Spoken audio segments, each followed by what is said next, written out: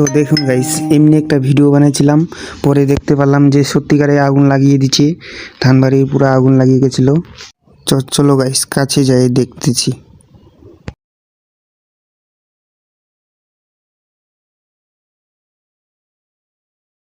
তো দেখুন বন্ধুরা, পুরা জমিনে আগুন লাগিয়ে গেছে। চলো একটু সামনে যাই। হ্যাঁ দেখুন গাইস, পুরা আগ লাগিয়ে গেছে, পুরা পুরা পুরা আগ। দেখুন, দেখতে থাকুন গাইস।